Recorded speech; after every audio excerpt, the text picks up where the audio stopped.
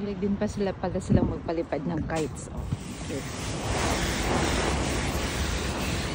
Mainit na siya, but I'm looking forward na ito masyadong mapagod.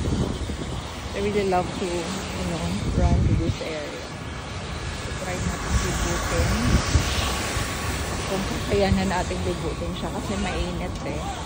So, I'm just afraid I'm gonna feel dizzy on this run, but let's see po kasi mainit na talaga siya, and I'm just so surprised because it's just 6 o'clock in the morning.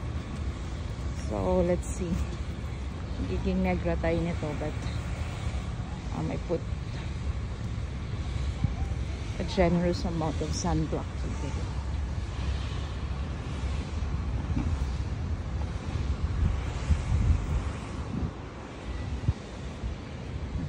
May mga few people naman na tumatakbo din. So let's see how this goes.